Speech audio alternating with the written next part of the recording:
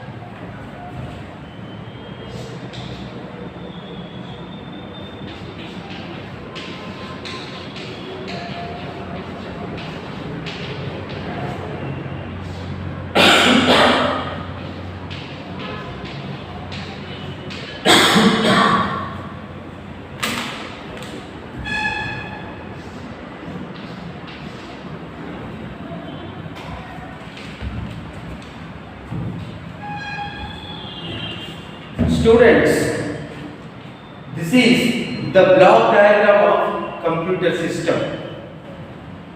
We have here input unit, output unit, storage unit, control unit and arithmetic and logic unit. These together form a CPU. CPU means Central Processing Unit. Okay.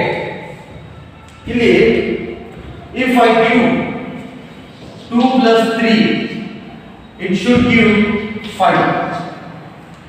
ಯಾವ ರೀತಿ perform ಆಗುತ್ತೆ? Input ನಲ್ಲಿ ನಾವು keyboard ನ ಸಹಾಯದಿಂದ with the help of keyboard 2 plus ಮತ್ತೆ 3 ನ enter ಮಾಡಬಹುದು.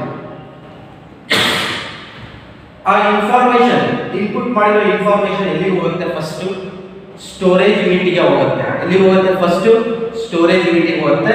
ಸ್ಟೋರೇಜ್ ಯೂನಿಟ್ ನಲ್ಲಿ ನಾವು ಏನು ಡಾಟಾ ಅಂಡ್ ಇನ್ಫಾರ್ಮೇಷನ್ ಕೊಟ್ಟಿರ್ತೀವಲ್ಲ, ಆ ಡಾಟಾ ಮತ್ತೆ ಇನ್ಫಾರ್ಮೇಷನ್ ಪ್ರೈಮರಿ ಸ್ಟೋರೇಜ್ ನಲ್ಲಿ ಸೇವ್ ಆಗುತ್ತೆ. ಎಲ್ಲಿ ಸೇವ್ ಆಗುತ್ತೆ? ಪ್ರೈಮರಿ ಸ್ಟೋರೇಜ್ ನಲ್ಲಿ ಸೇವ್ ಆಗುತ್ತೆ. ನಂತರ ಪ್ರೈಮರಿ ಸ್ಟೋರೇಜ್ ಇಂದ ಕಂಟ್ರೋಲ್ ಸಿಪಿಯು ಗೆ ಬರುತ್ತೆ. ಇಲ್ಲಿ ಅರ್ಥಮೆಟಿಕ್ ಲಾಜಿಕ್ ಯೂನಿಟ್ ಇರುತ್ತೆ. ಅಲ್ಲಿ operation plus operation, this is plus operator, addition operation perform ಆಗುತ್ತೆ. 2 ಪ್ಲಸ್ 3 ಸೇರಿ 5 ಅಂತ ರಿಸಲ್ಟ್ ಬರುತ್ತೆ. ಆ 5 ಅಂತ ರಿಸಲ್ಟ್ ಬಂದಿರೋದು ಮತ್ತೆ ಅರ್ಥಮೆಟಿಕ್ ಲಾಜಿಕ್ ಯೂನಿಟ್ ಇಂದ ಎಲ್ಲಿಗೆ ಹೋಗುತ್ತೆ? ಪ್ರೈಮರಿ ಸ್ಟೋರೇಜ್ ಗೆ ಹೋಗುತ್ತೆ. ಪ್ರೈಮರಿ ಸ್ಟೋರೇಜ್ ನಲ್ಲಿ ಆ ರಿಸಲ್ಟ್ ಸ್ಟೋರ್ ಆಗುತ್ತೆ. ನಂತರ that result is transferred to the output unit and here we get the answer 5. Okay, input unit ಗೆ ಎಕ್ಸಾಂಪಲ್ ಕೊಡಬೇಕು ಅಂದ್ರೆ keyboard, mouse, light pen, joystick, digitizer, scanner. These are the examples for input unit. Output unit ಗೆ example ಕೊಡಬೇಕಂದ್ರೆ our LCD display or LED display or CRT display, printer, plotter ಇವೆಲ್ಲ ಏನಾಗುತ್ತೆ? Output unit ನಲ್ಲಿ ಬರುತ್ತೆ. Okay okay ಹಾಗಾದ್ರೆ ಇಲ್ಲಿ ಇದನ್ನ primary storage ಅಂತ ಹೇಳ್ತೀವಿ, ಇದನ್ನ ಸೆಕೆಂಡರಿ ಸ್ಟೋರೇಜ್ ಅಂತ ಹೇಳ್ತೀವಿ. Primary storage temporary storage unit. Primary storage ಅಂದ್ರೆ ಏನು? Temporary storage unit. ಇಲ್ಲಿಂದ ನಾವು ಏನಾದರೂ ಸೇವ್ ಮಾಡಿದ್ರೆ ಅದು ಎಲ್ಲ ಹೋಗುತ್ತೆ? ಸೆಕೆಂಡರಿ ಸ್ಟೋರೇಜ್ ನಲ್ಲಿ ಹೋಗಿ ಸೇವ್ ಆಗುತ್ತೆ. ಸೆಕೆಂಡರಿ ಸ್ಟೋರೇಜ್ ಎಕ್ಸಾಂಪಲ್ ಕೊಡಬೇಕಂದ್ರೆ ಹಾರ್ಡ್ ಡಿಸ್ಕ್. ನೀವು ವರ್ಡ್ ಫೈಲ್ ನಲ್ಲಿ ಯಾವ್ದಾದ್ರು ಲೆಟರ್ಸ್ ಟೈಪ್ ಮಾಡಿ ಸೇವ್ ಕೊಟ್ಟರೆ, ಟೈಪ್ ಮಾಡಿದಾಗ ಅದು ಪ್ರೈಮರಿ ಸ್ಟೋರೇಜ್ ನಲ್ಲಿ ಸೇವ್ ಆಗಿರುತ್ತೆ. ಅದನ್ನ ಸೇವ್ ಕೊಟ್ಟು ಒಂದು ಡಾಕ್ಯುಮೆಂಟ್ ಗೆ ಹೆಸರು ಕೊಟ್ಟಾಗ ಅದು ಎಲ್ಲಿ ಹೋಗುತ್ತೆ? ಸ್ಟೋರೇಜ್ ಯೂನಿಟ್ ಗೆ ಹೋಗಿ ಸಾರಿ ಸೆಕೆಂಡರಿ ಸ್ಟೋರೇಜ್ ಯೂನಿಟ್ ಗೆ ಹೋಗಿ ಅಲ್ಲಿ ಸೇವ್ ಆಗುತ್ತೆ. ಓಕೆ, ನಾವು ಅಲ್ಲಿಂದ ಔಟ್ಪುಟ್ ಅನ್ನ ತಗೋಬಹುದು ಥ್ರೂ ಔಟ್ಪುಟ್ ಯೂನಿಟ್. ಈ ಎಲ್ಲಾ ಫಂಕ್ಷನ್ಸ್ ಗಳನ್ನ ಯಾವ್ದು ಮಾಡುತ್ತೆ ಕಂಪ್ಯೂಟರ್ ನಲ್ಲಿ? ಇನ್ಪುಟ್ ಇಂದ ಪ್ರೈಮರಿ ಸ್ಟೋರೇಜ್ ಗೆ ಡಾಟಾ ಮತ್ತೆ ಇನ್ಫಾರ್ಮೇಷನ್ ಪಾಸ್ ಮಾಡೋದು, ಅಲ್ಲಿಂದ ಅರಿಥಮೆಟಿಕ್ ಅಂಡ್ ಲಾಜಿಕ್ ಯೂನಿಟ್ ಗೆ ಪಾಸ್ ಮಾಡೋದು, ಬಂದಿರೋ ರಿಸಲ್ಟ್ ನ ಅರಿಥಮೆಟಿಕ್ ಅಂಡ್ ಲಾಜಿಕ್ ಯೂನಿಟ್ ಇಂದ ಪ್ರೈಮರಿ ಸ್ಟೋರೇಜ್ ಗೆ ಪಾಸ್ ಮಾಡೋದು, ಮತ್ತೆ ಈ ಸ್ಟೋರೇಜ್ ಯೂನಿಟ್ ಇಂದ ಔಟ್ಪುಟ್ ಯೂನಿಟ್ ಗೆ ಪಾಸ್ ಮಾಡೋದು. This is the function of control unit. Control unit controls and coordinates all the functions of other units in the computer system ಅಂತ ಹೇಳ್ಬೋದು. It controls and coordinates all other units ಅಂತ ಹೇಳ್ಬೋದು. Okay, this is about block diagram of computer system. Hope you have understood the concept ಅಂತ ನಾನು ಅನ್ಕೊಂಡಿದ್ದೀನಿ. Okay, once we will check some points. Okay, ನಾನು some points ನ note ಮಾಡ್ಕೊಂಡು ಬಂದಿದ್ದೀನಿ, ಅದನ್ನ ರೀಡ್ ಮಾಡ್ತೀನಿ, ಅದು ನಿಮಗೆ ಅರ್ಥ ಆಗುತ್ತೋ ಇಲ್ಲ ನೋಡೋಣ. Input unit. ಇನ್ಪುಟ್ ಯೂನಿಟ್ ಅಂದ್ರೆ ಏನು? It accepts instructions and data from outside world. Outside world ಇಂದ ಇನ್ಸ್ಟ್ರಕ್ಷನ್ಸ್ ಮತ್ತೆ ಡಾಟಾನ ಏನ್ ಮಾಡುತ್ತೆ? ಅಕ್ಸೆಪ್ಟ್ ಮಾಡ್ಕೊಳ್ಳುತ್ತೆ. ಯಾವುದು? Input unit. It converts these instructions and data in computer acceptable form. ನೋಡಿ, ಈಗ ನಾವು ನೀವು ಕಮ್ಯುನಿಕೇಟ್ ಮಾಡಬೇಕಂದ್ರೆ ಒಂದು ಲ್ಯಾಂಗ್ವೇಜ್ ಅನ್ನ ಯೂಸ್ ಮಾಡ್ತೀವಿ. It may be a Kannada, Hindi or English. Computer ಜೊತೆ ಕಮ್ಯುನಿಕೇಟ್ ಮಾಡಬೇಕಂದ್ರೆ ಯಾವ ಲ್ಯಾಂಗ್ವೇಜ್ ಯೂಸ್ ಮಾಡಬೇಕು? Computer understand only binary language. ಯಾವ ಲ್ಯಾಂಗ್ವೇಜ್? Binary language. ಇಂಗ್ಲಿಷ್ ಆಲ್ಫಾಬೆಟ್ಸ್ ನಲ್ಲಿ ಎಷ್ಟು ಡಿಜಿಟ್ಸ್ ಇರ್ತವೆ? 24 ಡಿಜಿಟ್ಸ್ ಇರ್ತವೆ. ಬೈನರಿ ಲ್ಯಾಂಗ್ವೇಜ್ ನಲ್ಲಿ ಎಷ್ಟು ಡಿಜಿಟ್ಸ್ ಇದೆ? ಓನ್ಲಿ 2 ಡಿಜಿಟ್ಸ್ ಇದೆ. ಯಾವುವು? 0 and 1. Binary digits has only 2 digits, that is 0 and 1. Okay.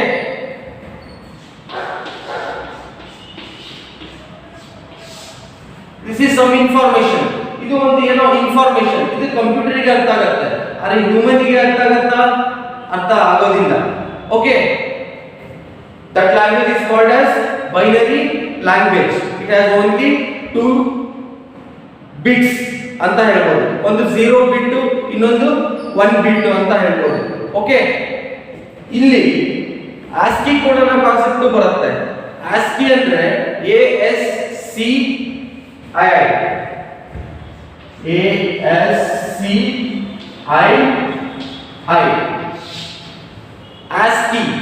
ASCII means American Standard Code for Information Interchange. American Standard Code for Information Interchange ಅಂತ ಹೇಳ್ಬೋದು. Keyboard ನಲ್ಲಿ ನಾವು ಯಾವುದೇ ಕೀ ಪ್ರೆಸ್ ಮಾಡಿದ್ರೆ ಅದಕ್ಕೆ ಒಂದು ಕರೆಸ್ಪಾಂಡಿಂಗ್ ಆಸ್ಕಿ ವ್ಯಾಲ್ಯೂ ಇರುತ್ತೆ. ಸಪೋಸ್ ನಾವು 2 ಅಂತ ಇಲ್ಲಿ ಪ್ರೆಸ್ ಮಾಡ್ತೀವಿ, ಆ ನಂಬರ್ 2 ಗೆ ಒಂದು ಆಸ್ಕಿ ವ್ಯಾಲ್ಯೂ ಇರುತ್ತೆ. ಏನಿರಬಹುದು? It may B 49, 50. ನಾನು ಹಾಗೆ ಎಕ್ಸಾಂಪಲ್ ಕೊಡ್ತಾ ಇದ್ದೀನಿ. ಆಕ್ಚುಲಿ ಅದೇ ವ್ಯಾಲ್ಯೂ ಅಲ್ಲ, ಬೇರೆ ವ್ಯಾಲ್ಯೂ ಬರುತ್ತೆ. ಯಾವುದೋ ಒಂದು ಡೆಸಿಮಲ್ ಡಿಜಿಟ್ ವ್ಯಾಲ್ಯೂ ಇರುತ್ತೆ, ಅದನ್ನ ಆಸ್ಕಿ ಕೋಡ್ ಅಂತ ಹೇಳ್ತೀವಿ. If I enter A has some ASCII code, ಒಂದು ಡೆಸಿಮಲ್ ಡಿಜಿಟ್ ಇರಬಹುದು. ಫಾರ್ ಎಕ್ಸಾಂಪಲ್ 35 ಅಂತ ಹೇಳ್ಕೊಳ್ಳೋಣ. ಇಫ್ ಐ ಎಂಟರ್ B 36 ಇರಬಹುದು. ಏನಿರಬಹುದು? 36 ಇರಬಹುದು. ಓಕೆ. ಇದನ್ನ ನಾವು ಏನು ಹೇಳ್ತೀವಿ? ASCII ಕೋಡ್ ಅಂತ ಹೇಳ್ತೀವಿ. ಈ ASCII ಕೋಡ್ ಡೆಸಿಮಲ್ ಡಿಜಿಟ್ಸ್ ಆಗಿರುತ್ತೆ. ಕನ್ವರ್ಟರ್ ಏನು ಮಾಡುತ್ತೆ? ಕಂಪ್ಯೂಟರ್ಗೆ ಇದು ಅರ್ಥ ಆಗೋದಿಲ್ಲ, ಡೆಸಿಮಲ್ ಡಿಜಿಟ್ಸ್. ಓಕೆ. ಕನ್ವರ್ಟರ್ ಏನು ಮಾಡುತ್ತೆ? ಆ ಡೆಸಿಮಲ್ ಫಾರ್ಮ್ ನಲ್ಲಿರುವ ASCII ಕೋಡ್ ಅನ್ನ ಬೈನರಿ ಫಾರ್ಮ್ ಗೆ ಚೇಂಜ್ ಮಾಡುತ್ತೆ. ಸೊ 35 ಇದು will be changed into some binary language like this, and B is changed, 36 is changed into another binary language like this. Okay. Decimal form ನಲ್ಲಿ ಇದ್ದಿದ್ದು binary form ಗೆ converter ಏನು ಮಾಡುತ್ತೆ? Change ಮಾಡುತ್ತೆ. ಅದು ಚೇಂಜ್ ಆದ ನಂತರ ಏನಾಗುತ್ತೆ? ಅವಾಗ ಕಂಪ್ಯೂಟರ್ಗೆ ಅರ್ಥ ಆಗುತ್ತೆ, ಓ ಯೂಸರ್ A ಅನ್ನೋ ಕೀವರ್ಡ್ ಅನ್ನ ಪ್ರೆಸ್ ಮಾಡಿದಾನೆ, B ಅನ್ನೋ ಕೀವರ್ಡ್ ಅನ್ನ ಪ್ರೆಸ್ ಮಾಡಿದಾನೆ. ಅದು ಬೈನರಿ ಫಾರ್ಮ್ ನಲ್ಲೇ ಡಾಟಾನ ಸ್ಟೋರ್ ಮಾಡಿ ಇಟ್ಕೊಳ್ಳುತ್ತೆ. ಓಕೆ. ಔಟ್ಪುಟ್ ಯೂನಿಟ್ಗೆ ಬಂದಾಗ ದಟ್ ಕೋಡೆಡ್ ಡಿಜಿಟ್ ಏನಿರುತ್ತಲ್ಲ ಬೈನರಿ ಫಾರ್ಮ್ ನಲ್ಲಿ, that will be decoded. Binary language ಇಂದ ಮತ್ತೆ ಹ್ಯೂಮನ್ ಅಂಡರ್ಸ್ಟ್ಯಾಂಡೇಬಲ್ ಲ್ಯಾಂಗ್ವೇಜ್ ಗೆ ಡಿಕೋಡ್ ಆಗಿ ಬರುತ್ತೆ. ನಾವು A ಅಂತ ಪ್ರೆಸ್ ಮಾಡಿದ್ರೆ ಔಟ್ಪುಟ್ ನಲ್ಲಿ ಏನು ಬರುತ್ತೆ? A ಅಂತ ಬರುತ್ತೆ. ಅಂದ್ರೆ ಒಳಗಡೆ ಏನೇನ್ ಫಂಕ್ಷನ್ ನಡೆದಿರುತ್ತೆ? ಆ ಡೆಸಿಮಲ್ ಡಿಜಿಟ್ ಇನ್ನ ಬೈನರಿ ಫಾರ್ಮ್ ಗೆ ಕನ್ವರ್ಟ್ ಆಗಿರುತ್ತೆ. ಆ ಬೈನರಿ ಫಾರ್ಮ್ ನಲ್ಲಿ ಕನ್ವರ್ಟ್ ಆಗಿರೋದನ್ನ ಮತ್ತೆ ಡೆಸಿಮಲ್ ಆಗಿ ಕನ್ವರ್ಟ್ ಆಗಿರುತ್ತೆ. ಓಕೆ. ಓಕೆ. ಅದಕ್ಕೆ ಕಂಪ್ಯೂಟರ್ ಅಕ್ಸೆಪ್ಟಬಲ್ ಫಾರ್ಮ್ ಅಂತ ಹೇಳ್ತೀವಿ. ಏನ್ ಹೇಳ್ತೀವಿ? ಇನ್ಪುಟ್ ಯೂನಿಟ್ ಬಗ್ಗೆ ಹೇಳ್ಬೇಕಂದ್ರೆ it accepts instructions and data from outside world. It converts these instructions and data in computer acceptable form. Computer acceptable form ಅಂದ್ರೆ ಬೈನರಿ ಲ್ಯಾಂಗ್ವೇಜ್ ನಲ್ಲಿ ಕನ್ವರ್ಟ್ ಮಾಡುತ್ತೆ. It supplies the converted instructions and data to computer system for further processing. ಆ convert ಮಾಡಿರೋ binary language ಡಾಟಾನ ಅದು further processing ಗೆ computer system ಗೆ CPU ಗೆ ಏನು ಮಾಡುತ್ತೆ? ಸಪ್ಲೈ ಮಾಡುತ್ತೆ. This is the work of input device ಅಂತ ಹೇಳ್ಬೋದು. Next, output unit. It accepts the result produced by a computer. ಇದೇನ್ ಮಾಡುತ್ತೆ? ಕಂಪ್ಯೂಟರ್ CPU ಕೊಡೋ ರಿಸಲ್ಟ್ ನ ಏನು ಮಾಡುತ್ತೆ? ಅಕ್ಸೆಪ್ಟ್ ಮಾಡ್ಕೊಳ್ಳುತ್ತೆ, which are encoded from form. ಅದೇ ಬೈನರಿ ಫಾರ್ಮ್ ಇಂದ ಯಾವ ಫಾರ್ಮಿಗೆ ಕೋಡ್ ಆಗಿರುತ್ತೆ, ಡೆಸಿಮಲ್ ಫಾರ್ಮಿಗೆ ಕೋಡ್ ಆಗಿರುತ್ತೆ. ಓಕೆ, ಅದರಿಂದ ಆಸ್ಕಿ ಕೋಡ್ ಹೆಲ್ಪ್ ಇಂದ ಮತ್ತೆ ನಿಮಗೆ ಪ್ರಾಪರ್ ಔಟ್ಪುಟ್ ಸಿಗುತ್ತೆ. We cannot easily understand them. Okay, ಆ ಲ್ಯಾಂಗ್ವೇಜ್ ಅನ್ನು ನಮಗೆ ಈಸಿಯಾಗಿ ಅಂಡರ್ಸ್ಟ್ಯಾಂಡ್ ಮಾಡ್ಕೊಳ್ಳೋಕೆ ಆಗೋದಿಲ್ಲ. ಈಗ ಡೆಸಿಮಲ್ ಡಿಜಿಟ್ ಇದ್ದಿದ್ದು ಬೈನರಿ ಡಿಜಿಟ್ಸ್ ಆಗಿ ಕನ್ವರ್ಟ್ ಮಾಡೋಕ್ಕೆ ಒಂದು ಕನ್ವರ್ಟರ್ ಇರುತ್ತೆ, ಬೈನರಿ ಡಿಜಿಟ್ಸ್ ಇದ್ದಿದ್ದು ಡೆಸಿಮಲ್ ಡಿಜಿಟ್ಸ್ ಆಗಿ ಕನ್ವರ್ಟ್ ಮಾಡೋಕ್ಕೆ ಬೇರೆ ಕನ್ವರ್ಟರ್ ಇರುತ್ತೆ. Okay, hope you have understood the concept. Next thing is about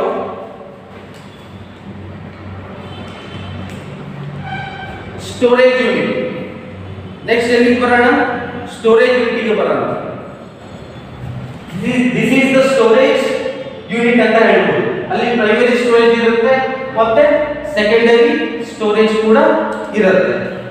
data and instruction entered into a computer system through input units to be stored inside the computer before actual processing starts. Data ಮತ್ತೆ information ನಾವೇನು ಕಂಪ್ಯೂಟರ್ಗೆ supply ಮಾಡಿರ್ತೀವಲ್ಲ ಅದು storage unit ನಲ್ಲಿ ಏನಾಗುತ್ತೆ, store ಆಗುತ್ತೆ. Similarly, result produced by a computer after processing have to be kept somewhere inside the computer system before being passed on to the output unit. ಈಗ ನಾವು ಕೊಟ್ಟಿರೋ ಡಾಟಾ ಪ್ರೊಸೆಸ್ ಆದ್ಮೇಲೆ result ಏನು ಬರುತ್ತಲ್ಲ ಅದು ಔಟ್ಪುಟ್ ಯೂನಿಟ್ ಗೆ ಹೋಗೋದಕ್ಕಿಂತ ಮೊದಲು ಸ್ಟೋರೇಜ್ ಯೂನಿಟ್ ನಲ್ಲಿ ಏನಾಗುತ್ತೆ, ಸ್ಟೋರ್ ಆಗುತ್ತೆ. ನಂತರ ಔಟ್ಪುಟ್ ಯೂನಿಟ್ ಗೆ ನಾವು ಅದನ್ನ ಕಳಿಸ್ಕೊಡ್ತೀವಿ. The memory of a computer is measured in terms of bits, bytes, words.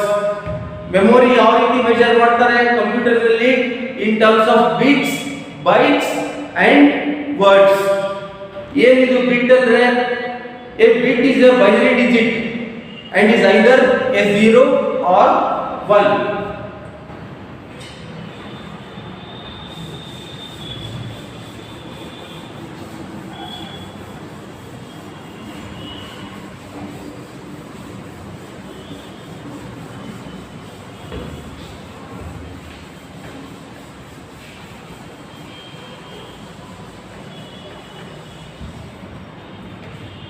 C ಇಲ್ಲಿ ಬಿಟ್ ಅಂತ ಬರುತ್ತೆ, ಬೈಟ್ ಅಂತ ಬರುತ್ತೆ, ವರ್ಡ್ ಅಂತ ಬರುತ್ತೆ. ಇದರಿಂದ ನಾವು ಮೆಮೊರಿನ ಮೆಜರ್ ಮಾಡ್ತೀವಿ. ಹೇಗೆ ಮೆಜರ್ ಮಾಡ್ತೀವಿ ನೋಡೋಣ. ಬಿಟ್ ಅಂದ್ರೆ ಏನು, 0 ಆರ್ 1. 0 ಗೆ 1 ಬಿಟ್ ಅಂತೀವಿ ಅಥವಾ 1 ಗೆ ಅನದರ್ ಬಿಟ್ ಅಂತ ಹೇಳ್ತೀವಿ. 0 ಆರ್ 1 ಗೆ ಬಿಟ್ ಅಂತ ಕರಿತೀವಿ. ಬೈಟ್ ಅಂದ್ರೆ ಏನು, 8 ಬಿಟ್ಸ್ ಫಾರ್ಮ್ಸ್ 1 ಬೈಟ್. ಇಂಥವು 8 ಬಿಟ್ಸ್ ಸೇರಿದ್ರೆ 1 ಬೈಟ್ ಆಗುತ್ತೆ. Suppose example 1 2 3 4 5 6 7 8. It is 1 byte ಅಂತ ಹೇಳ್ಬೋದು. Okay, next word. A word can be defined as a sequence of 16 bits. Byte is a sequence of 8 bits. A word is a sequence of 16 bits. Example,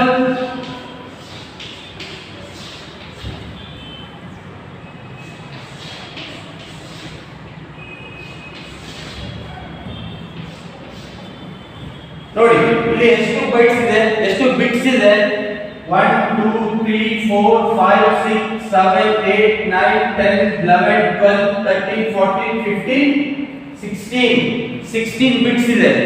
16 bits sequence of 16 bits ಗೆ ಏನಂತ ಕರೀತೀವಿ, 1 word ಅಂತ ಕರೀತೀವಿ. Sequence of 8 bits ಗೆ ಅಂತ ಕರೀತೀವಿ, 1 byte ಅಂತ ಕರೀತೀವಿ. ಓಕೆ, ಹಾಗಾದ್ರೆ ಇಲ್ಲಿ ಎಷ್ಟು ಬೈಟ್ಸ್ ಇದೆ, ಒಂದು ವರ್ಡ್ ಅಲ್ಲಿ ಎಷ್ಟು ಬೈಟ್ಸ್ ಬರುತ್ತೆ, ಇದು ಒಂದು byte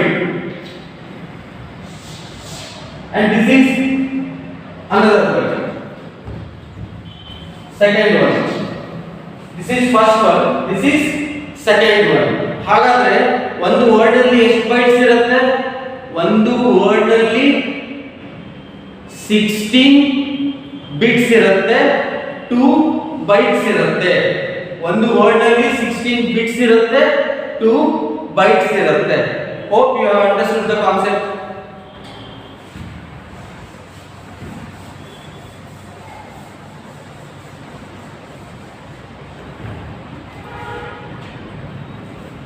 Next, computer memory is classified into 3 categories. Computer memory 3 types ಆಗಿ ನಾವು ಕ್ಲಾಸಿಫೈ ಮಾಡ್ತೀವಿ. One is main memory.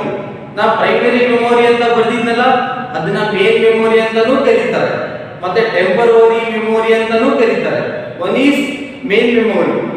Second one is secondary memory. Third one is cache memory. Okay. ಇದರಲ್ಲಿ ತುಂಬಾ ಫಾಸ್ಟ್ ಆಗಿರುವ ಮೆಮೊರಿ ಯಾವುದು? Cache memory.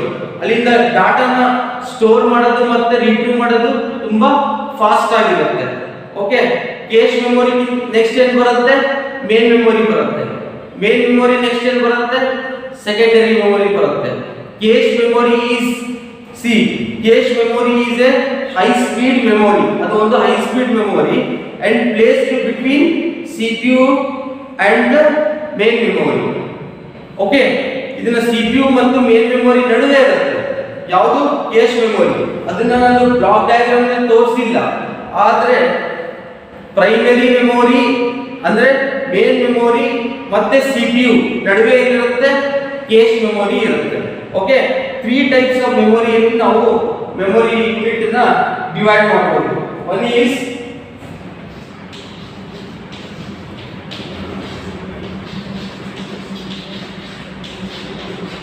main memory, second one is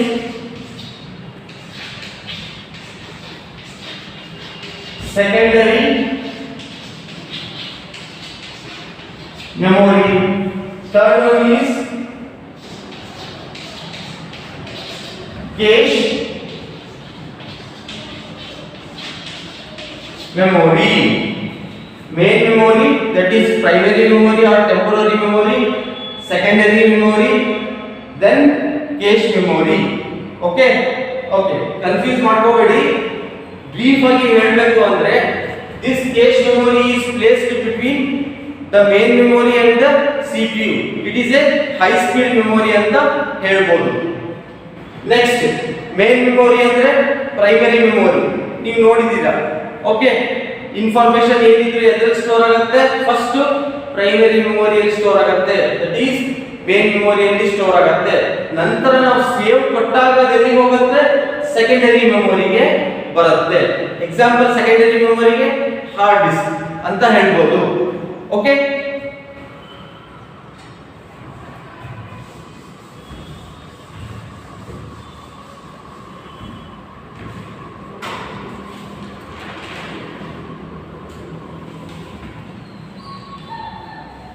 next, central processing unit, CPU ಬಗ್ಗೆ ನೋಡೋಣ. Next, central processing unit ಅಂದ್ರೆ CPU ಅಂತ ಹೇಳ್ತೀವಿ. Control unit and arithmetic and logic unit of A computer system R together known as the central processing unit. ನಾನು block diagram ತೋರಿಸಿದ್ನಲ್ಲ, control unit ಮತ್ತು arithmetic and logic unit together ಸೇರಿ ಏನಾಗುತ್ತೆ? Central processing unit ಆಗುತ್ತೆ, CPU ಆಗುತ್ತೆ. The CPU is the brain of A computer. CPU ನ ಏನಂತ ಕರಿತೀವಿ ನಾವು? ಬ್ರೈನ್ ಆಫ್ ಎ ಕಂಪ್ಯೂಟರ್ ಅಂತ ಕರಿತೀವಿ. In a computer system all major calculations takes place inside the CPU. Computer system ನಲ್ಲಿ major calculation ಎಲ್ಲಿ ನಡೆಯುತ್ತೆ? ಸಿಪಿಯು ನಲ್ಲಿ ನಡೆಯುತ್ತೆ. The CPU is responsible for activating and controlling the operations of other units of the computer system. ಬೇರೆ units, computer system ಇನ ಬೇರೆ units ಅನ್ನ activate ಮಾಡೋದು, ಕಂಟ್ರೋಲ್ ಮಾಡೋದು ಯಾವ unit? CPU, central processing unit ಅಂತ ಹೇಳ್ಬೋದು. ಅದ್ರ ಒಳಗಡೆ ಏನಿರುತ್ತೆ? ಸಿಪಿಯು ಒಳಗಡೆ ಕಂಟ್ರೋಲ್ ಯೂನಿಟ್ ಇರುತ್ತೆ. ಆ ಕಂಟ್ರೋಲ್ ಯೂನಿಟ್ ಬೇರೆ ಎಲ್ಲಾ ಯೂನಿಟ್ ಅನ್ನ ಏನ್ ಮಾಡುತ್ತೆ? ಕಂಟ್ರೋಲ್ ಮಾಡುತ್ತೆ.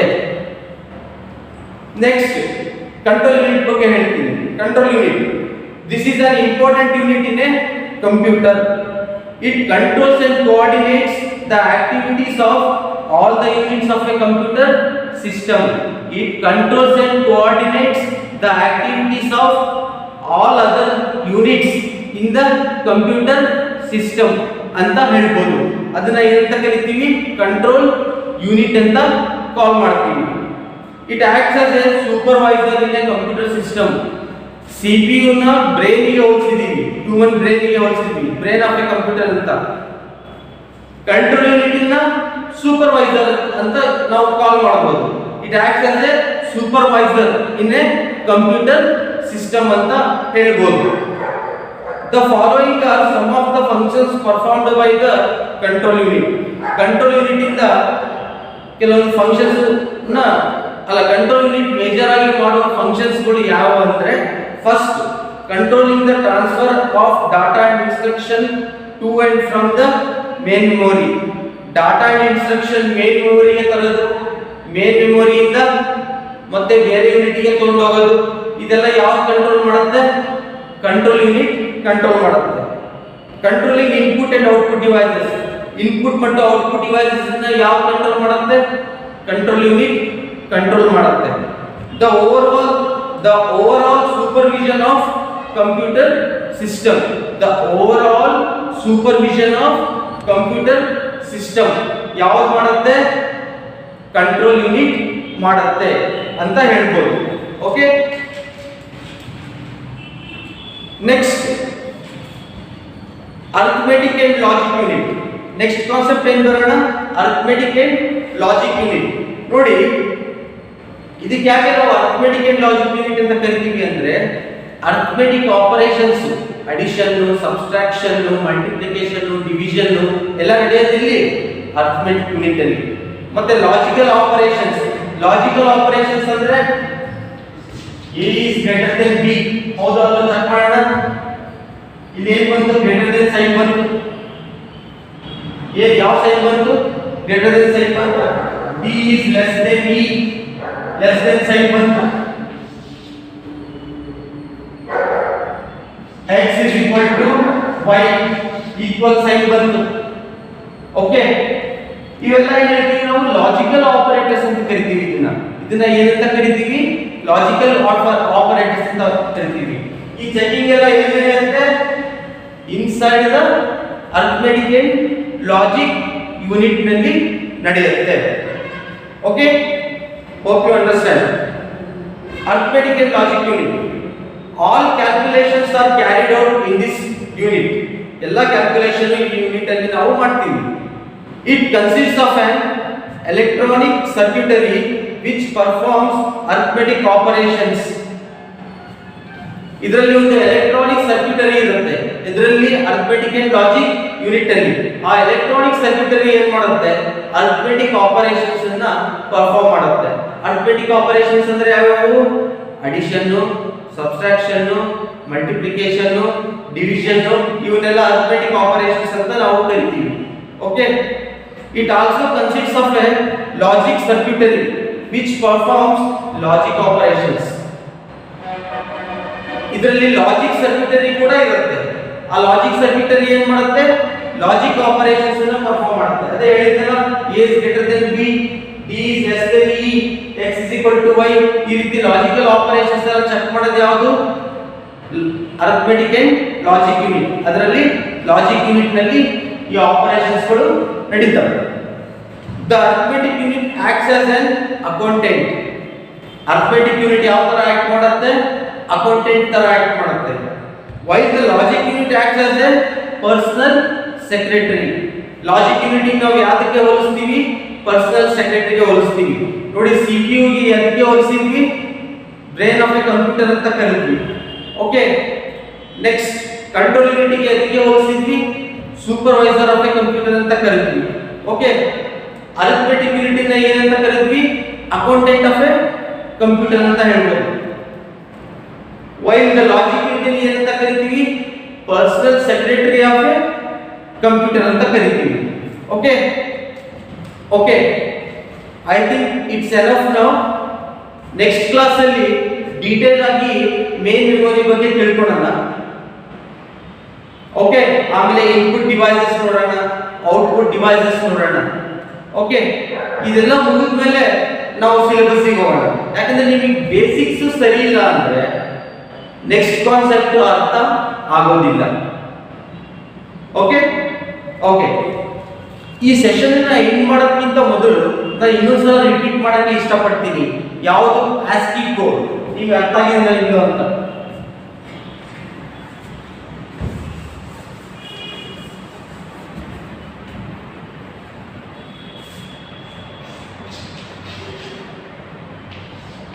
American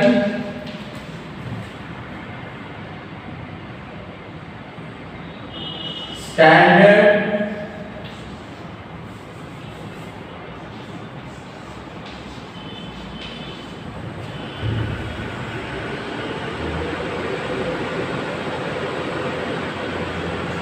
American Standard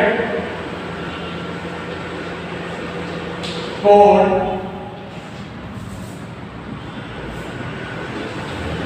for Information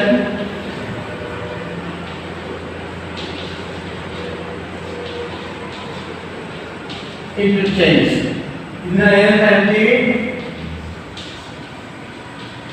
ASCII ಅಂತ ಕರೀತೀವಿ. ASCII ASCII American Standard Code for Information Interchange.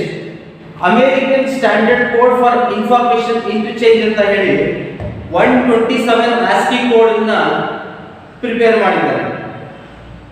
ಅವು ಪ್ರತಿಯೊಂದು ಈಗ ಇನ್ಪುಟ್ ಯೂನಿಟ್ ಕೀಬೋರ್ಡ್ ಅಂತ ತಗೊಂಡ್ರೆ ಕೀಬೋರ್ಡ್ ನಲ್ಲಿರೋ ಪ್ರತಿಯೊಂದು ಕ್ಯಾರೆಕ್ಟರ್ ಕೂಡ ಒಂದು ಆಸ್ಕಿ ಕೋಡ್ ಅನ್ನು ಹೊಂದಿರುತ್ತೆ. ಒಂದು ಕ್ಯಾರೆಕ್ಟರ್ 1 ಇದ್ರೆ ಇನ್ನೊಂದು ಕ್ಯಾರೆಕ್ಟರ್ 2 ಇರುತ್ತೆ, ಇನ್ನೊಂದು ಕೀ 3 ಇದ್ರೆ ಇನ್ನೊಂದು ಕ್ಯಾರೆಕ್ಟರ್ ಇನ್ನೊಂದು ಕೀ ಏನಾಗಿರುತ್ತೆ 4 ಇರುತ್ತೆ. ಈ ರೀತಿ ಟೋಟಲ್ ಎಷ್ಟು ಬರುತ್ತೆ? 127 ಆಸ್ಕಿ ಕೋಡ್ಸ್ ಬರ್ತವೆ. ಓಕೆ, ನಾವೇನಿದ್ರು ಕೀಬೋರ್ಡ್ ನಲ್ಲಿ ಎಂಟ್ರಿ ಮಾಡ್ತೀವಿ, ಹೌದಾ? That is understandable by the human. ಅದನ್ನ ಅರ್ಥ ಮಾಡ್ಕೊಂತಾನೆ. ನಮ್ಮ ಹೆಸರು ಬರಿತೀವಿ, ಓಕೆ, ಲೆಟರ್ಸ್, ಅದು ಹ್ಯೂಮನಿಗೆ ಅರ್ಥ ಆಗುತ್ತೆ. ಆದ್ರೆ ಕಂಪ್ಯೂಟರ್ ಆ ಕ್ಯಾರೆಕ್ಟರ್ ಅನ್ನ ರೆಕಗ್ನೈಸ್ ಮಾಡೋದಿಲ್ಲ. ಅದೇನ್ ಮಾಡುತ್ತೆ ಅಂದ್ರೆ, ಈಗ ನಾನು ಒಂದು ಯಾವುದೋ ಒಂದು ಲೆಟರ್ ಟೈಪ್ ಮಾಡಿದೆ ಅಂತ ಇಟ್ಕೊಳ್ಳಿ, ಎ ಅಥವಾ ಝೆಡ್ ಅಥವಾ ಯು ವಿ ಯಾವುದೋ ಒಂದು ಲೆಟರ್ ಟೈಪ್ ಮಾಡಿದೆ ಅಂತ ಇಟ್ಕೊಳ್ಳಿ, ಅದಕ್ಕೊಂದು ಕರೆಸ್ಪಾಂಡಿಂಗ್ ಆಸ್ಕಿ ಕೋಡ್ ಇರುತ್ತೆ. ಅಂದ್ರೆ ಒಂದು ಡಿಜಿಟ್ ಇರುತ್ತೆ, ಒಂದು ಡೆಸಿಮಲ್ ಡಿಜಿಟ್ ಇರುತ್ತೆ. 49 15 51 ಎಷ್ಟೋ ಒಂದು ಡಿಜಿಟ್ ಇರುತ್ತೆ. ಓಕೆ, ಮೊದಲು ಆ ಇನ್ಫಾರ್ಮೇಶನ್ ಆಸ್ಕಿ ಕೋಡ್ ಆಗಿ ಕನ್ವರ್ಟ್ ಆಗುತ್ತೆ. ಓಕೆ, ಆ ಆಸ್ಕಿ ಕೋಡ್ ನಂತರ ಏನಾಗುತ್ತೆ? ಬೈನರಿ ಇನ್ಫಾರ್ಮೇಶನ್ ಅಲ್ಲಿ ಕನ್ವರ್ಟ್ ಆಗುತ್ತೆ. ಆ ಬೈನರಿ ಇನ್ಫಾರ್ಮೇಶನ್ ಕನ್ವರ್ಟ್ ಆಗಿದ್ದು ಕಂಪ್ಯೂಟರ್ ಅಂಡರ್ಸ್ಟ್ಯಾಂಡ್ ಮಾಡ್ಕೊಳ್ಳುತ್ತೆ. ನಂತರ ಆ ಆಪರೇಷನ್ ಪರ್ಫಾರ್ಮ್ ಆಗುತ್ತೆ, ರಿಸಲ್ಟ್ ಸಿಗುತ್ತೆ. ಮತ್ತೆ ರಿಸಲ್ಟ್ ಬೈನರಿ ಫಾರ್ಮ್ ನಲ್ಲೇ ಸಿಗೋದು. ಆ ಬೈನರಿ ಫಾರ್ಮ್ ನಲ್ಲಿ ಸಿಕ್ಕಿರೋ ರಿಸಲ್ಟ್ ಅನ್ನ ಮತ್ತೆ ಕನ್ವರ್ಟರ್ ಏನ್ ಮಾಡುತ್ತೆ? ಹ್ಯೂಮನ್ ಅಂಡರ್ಸ್ಟ್ಯಾಂಡಬಲ್ ಲ್ಯಾಂಗ್ವೇಜ್ ನಲ್ಲಿ ಕನ್ವರ್ಟ್ ಮಾಡಿ ಡಿಸ್ಪ್ಲೇ ಕೊಡುತ್ತೆ. ಓಕೆ, ಒಟ್ಟಿನಲ್ಲಿ ಹ್ಯೂಮನ್ ಕಾಮನ್ ಲ್ಯಾಂಗ್ವೇಜ್ ಏನಿದೆ ಅಲ್ಲ, ಅದು ಕಂಪ್ಯೂಟರ್ ಅರ್ಥ ಮಾಡ್ಕೊಳ್ಳೋದಿಲ್ಲ. ಕಂಪ್ಯೂಟರ್ ಅರ್ಥ ಮಾಡ್ಕೊಳ್ಳೋದು ಓನ್ಲಿ ಬೈನರಿ ಇನ್ಫಾರ್ಮೇಶನ್ ಅಂತ ಹೇಳ್ಬೋದು. ಓಕೆ, ಹ್ಯೂಮನ್ ಅಂಡರ್ಸ್ಟ್ಯಾಂಡಬಲ್ ಲ್ಯಾಂಗ್ವೇಜ್ ಅನ್ನ ನಾವು ಬೈನರಿ ಇನ್ಫಾರ್ಮೇಶನ್ ಅಲ್ಲಿ ಕನ್ವರ್ಟ್ ಮಾಡ್ತೀವಿ. ಕಂಪ್ಯೂಟರ್ ಅದನ್ನ ಪ್ರೊಸೆಸ್ ಮಾಡುತ್ತೆ. ನಂತರ ಬಂದ ರಿಸಲ್ಟ್ ಕೂಡ ಬೈನರಿ ಫಾರ್ಮ್ ನಲ್ಲಿ ಇರುತ್ತೆ. ಆ ರಿಸಲ್ಟ್ ಅನ್ನ ಮತ್ತೆ ಹ್ಯೂಮನ್ ಅಂಡರ್ಸ್ಟ್ಯಾಂಡಬಲ್ ಫಾರ್ಮಿಗೆ ಕನ್ವರ್ಟ್ ಮಾಡಿ ಔಟ್ಪುಟ್ ಸಿಗುತ್ತೆ.